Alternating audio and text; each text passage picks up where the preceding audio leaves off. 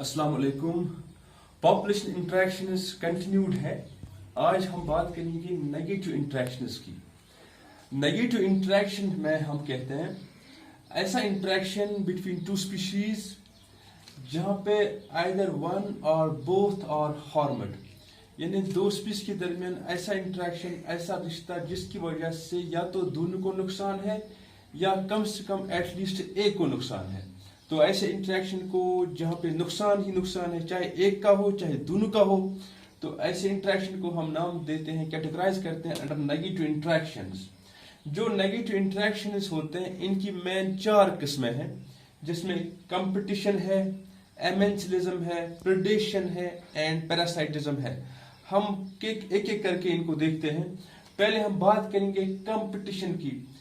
Competition जो है ये एक ऐसा इंटरेक्शन है जहां पे बोथ जो इंटरेक्टिंग स्पीशीज होते हैं दे गेट इफेक्टेड सिवियरली, यानी यहाँ पे ऐसे इंटरेक्शन में जो दो स्पीशीज आपस में इंटरेक्ट करते हैं इन दोनों पे बुरा असर पड़ता है। यानी हमें यहाँ लिखा है डबल नेगेटिव नेगेटिव, यानी दोनों इंटरेक्ट स्पीशीज को नुकसान है इस इंटरेक्शन से। यूजुअली हम कहते हैं जो कंपटीशन होता है ये होता है तब बिटवीन स्पीशीज जब रिसोर्सेज, जैसे स्पेस की बात करें, लाइट की बात करें, न्यूट्रिएंट्स की बात करें या कुछ और चीजों की बात करें जो उसकी जरूरतें होती लिविंग बीइंग की, जब वो लिमिटेड होते हैं। व्हेन रिसोर्सेज आर लिमिटेड तो देयर इज स्पीशीज जो होते हैं जिनको उन रिसोर्स की जरूरत होती है, they compete for these resources. तो as result of competition they get badly affected. तो उसकी वजह से अब जब कंपटीशन होता है, व्हेन डिफरेंट स्पीशीज जो होते हैं, when they compete for similar और same resources, their growth and reproduction rates जो है दे गेट रिड्यूस्ड।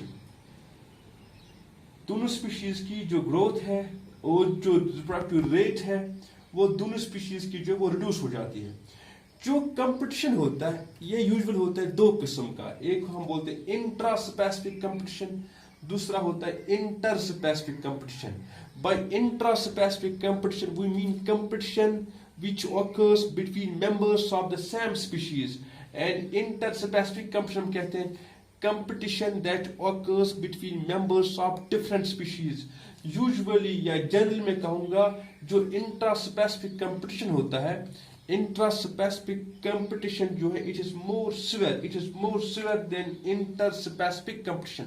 यानी अक्सर हम देखते हैं जो इंट्रा स्पेसिफिक कंपटीशन होता है वो ज्यादा सिवियर, ज्यादा ड्रास्टिक होता है, वो ज्यादा कम्पिटिटिव होता है because of competition for more same और सिमिलर रिसोर्सेज। यूजुअली हम बात करते हैं जो कंपटीशन होता है, जैसे डार्विन ने भी बात की थी जब उसने वो अपना कंसेप्ट दिया था सर्वाइवल फॉर द फिटेस्ट। तो हम कहते हैं जो कंपटीशन होता है it occurs between closely related species. लेकिन हमेशा कंपटीशन जो है it does not occur only between closely related species. Competition जो है it also occurs between unrelated species, या मैं कहूंगा कंपटीशन कभी होता है बिटवीन डिस्टेंटली रिलेटेड स्पीशीज। जैसे अगर हम एग्जांपल के तौर ले जो शैलो अमेरिकन लेक्स होते हैं इनमें जो विजिटिंग फ्लेमिंगोज होते हैं और रेजिडेंट बर्ड्स होते हैं, एक उन्हीं लेक्स में रहने वाले फिश और दूसरा कभी कभी आने वाले फ्लेमिंगोज जो बर्ड्स होते हैं।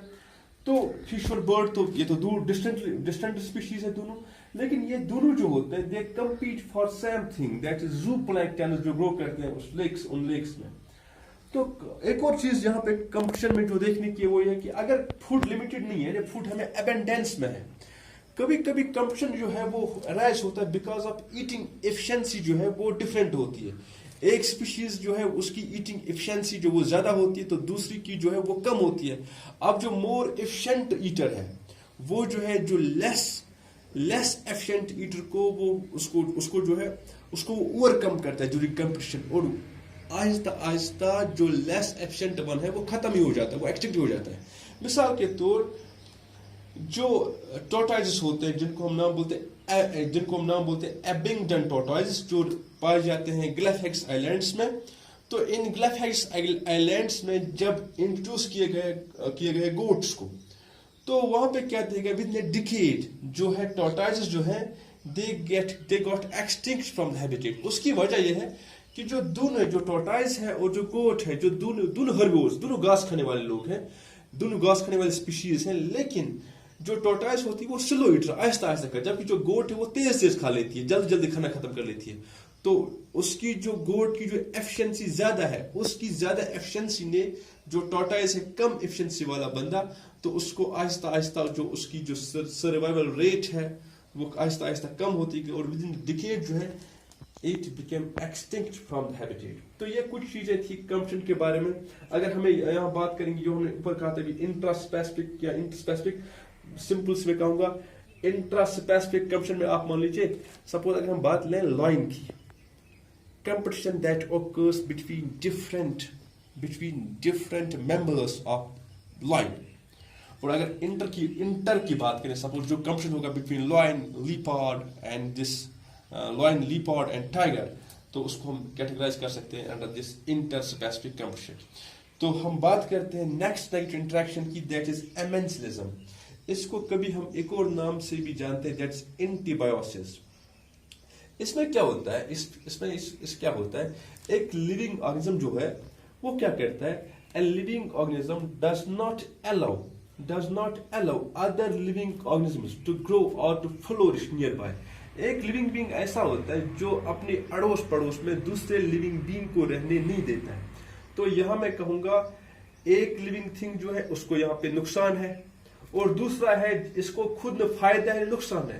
ये ऐसी इसके नेचर में है कि दूसरे लिविंग थिंग को, दूसरे लिविंग बीइंग को अपने इर्द गिर्द बर्दाश्त नहीं कर पाता, अदरवाइज दूसरे लिविंग थिंग के उसके अड़ोस पड़ोस में रहने से तो उसको फायदा है न नुकसान है। तो हमने भी लिखा एक को तो हार्म है और दूसरे को न फायदा है न नुकसान है। तो अब देखिए, जो लिविंग थिंग दूसरे लिविंग थिंग की ग्रोथ को रोकता है, इस इनहेबिटेड को, रोकने वाले को, यानी ग्रोथ, दूसरे लिविंग थिंग्स के ग्रोथ को स्टॉप करने वाले लिविंग थिंग को हम नाम बोलते हैं एमेंसल। तो इसके एग्जांपल्स कई है। मिसाल के तौर हम कहते हैं हमारे पास कुछ क्रॉप्स जिनको बोलते हैं स्मूथर क्रॉप्स। अगर हम इसमें अगर सनफ्लावर की बात करें, बार्ले की बात करें, सोरगम की बात करें, ये क्रॉप्स जहां पे ग्रो करते हैं उन हैबिटेट्स में जो वीड्स यूजुअली ग्रो करते हैं, तो ये वीड्स के ग्रोथ को रोक लेते हैं, ये वीड्स को ग्रो होने नहीं देते, हिंस एमेंसिलिज्म।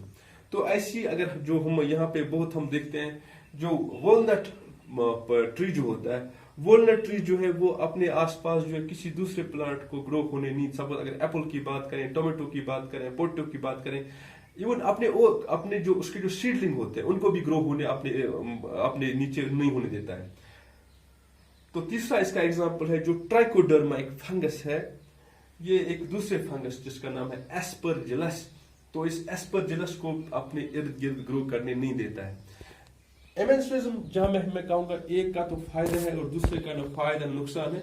इसका एक एग्जांपल ये भी हम कोट कर सकते हैं, जो बड़े साइज का एनिमल है, सपोज एलिफेंट की बात करें, तो उसके पैरों के नीचे जो द ग्रास गेट्स ट्रम्बल्ड, तो इस इंटरेक्शन से तो एलिफेंट को तो कोई फायदा नहीं, लेकिन ग्रास जो वो बेचारा मारा जाता है, या कोई छोटे साइज का जो एनिमल है वो उसके पाँव के नीचे आ गया, एलिफेंट उसको हार्म नहीं करना चाहता, अचानक वो आ गया उसके पैर के नीचे और उसकी वो जख्मी हो गया या वो मर गया, तो उसकी पे तो बुरा असर, डेट गेट्स हार्मड, और एलिफेंट को तो फायदा है नुकसान है। तो ये भी एक एग्जांपल आएगा एमेंसिलिज्म की। तो अपने आगे वाले क्लिप में हम बात करेंगे और दो नेगेटिव इंटरेक्शंस की।